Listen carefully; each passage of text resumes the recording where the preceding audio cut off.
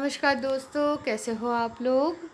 नमस्कार नन्हे दोस्तों, कैसे हो आप सारे लोग। आशा करते हैं हम जो जहाँ पर भी हैं अपने अपने कर्तव्यों को सच्चाई के साथ और प्यार के साथ निभाने की जी तोड़ कोशिश किए जा रहे हैं, है ना। और हम हमारे इस साधना में माँ बाबा के आशीर्वाद से, गुरु की कृपा से और परमेश्वर की इच्छा अनुसार सफल रहेंगे। तो चलिए शुरू करते हैं। फिर से मिली श्रोता कहानी बोली टैटै, नन्हे इंसान की नन्ही कहानी, लेखिका श्रीमती वानी पात्रो। और कहानी की शीर्षक है भय यानी कि भय यानी कि डर। और आज हम पढ़ने चले हैं आखिरी आखिरी क्या बोलूँ, एपिसोड या पर्व, राइट। तो चलो शुरू करते हैं। तो टैटै के जो बगल में पर्दे के आर में जो पेशेंट थी, उनके पास डॉक्टर साहब जाके उनको बोले खोलिए।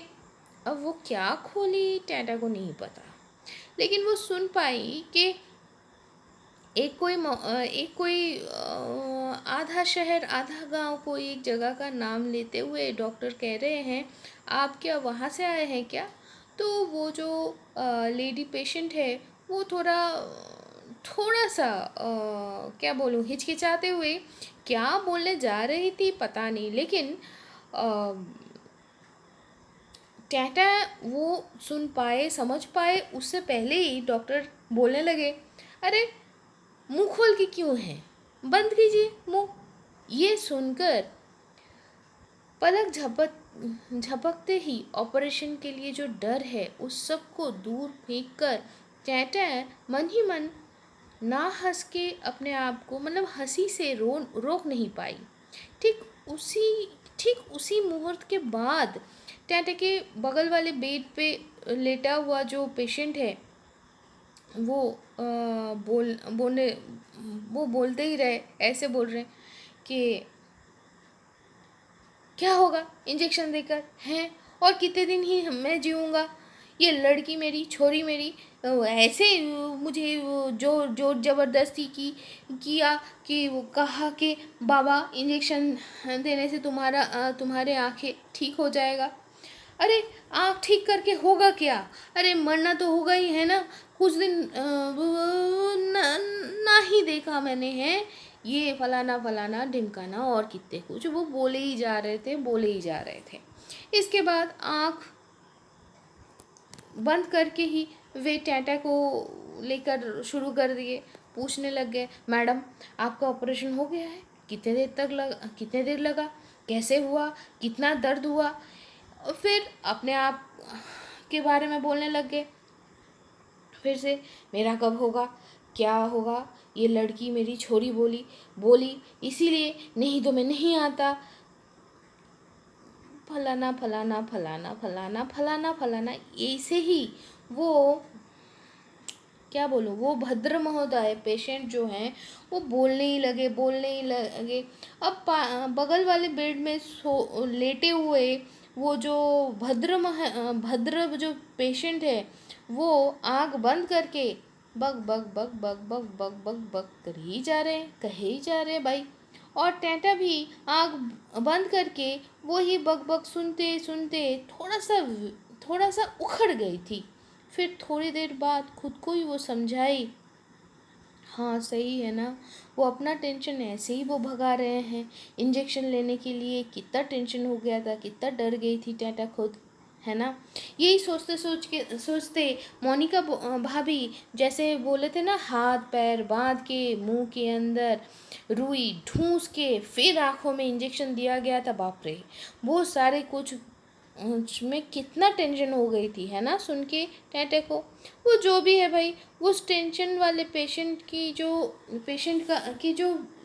छोरी है, मतलब जो बेटी है, वो आकर उनको समझाने लग गए कि बाबा तुम ऐसे क्यों चिल्ला चिल्ली कर रहे हो, मत चिल्लाओ ना। डॉक्टर साहब बोले हैं चींटी काटने जैसा ही थोड़ा सा ही दर्द होगा और उससे ज़्यादा नहीं होगा।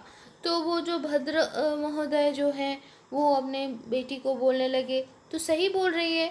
तो उनकी बेटी बोली, हाँ बाबा तुम अभी चुप होकर लेटे रहो ना, नहीं चिल्लाओ। तो टाटा के बाएं और जो वो पर्दे के आर में जो लेडी पेशेंट थी ना, उसकी उनकी ऑपरेशन के लिए नंबर आ गई। तो थोड़ी देर बाद टाटा को भी टाटा की भी बुलावा आ गई भाई उनके ऑपरेशन के लिए। टाटा तो डर के मारे एक घुट पानी पी ही ली। उसके बाद और एक जो सेविका है या नर्स जो भी बोलो, वो प्रोटोकॉल के अनुसार टाटा के आँखों के पलक में फिर कपाल में क्या सब लगा दिए। इसके बाद ऑपरेशन के पोशाक जो होता है ना, वो पहना दिए। टाटा मन ही मन सोचने लगी, एनास्थीसिया कब करेंगे। इसी के अंदर आदि टाटा को बोलने लगे, दीदी आप ये सारी चीज़ें आप अपने साथ लेके चलो। बोलकर टाटा के हाथ में प्रिस्क्रिप्शन, लेंस, ऐसे खूब सारी चीज़ें वो पकड़ा दिए। और एक सेविका आके ऑपरेशन रूम से बाहर आकर टाटा को ऑपरेशन रूम में लेके चली गई।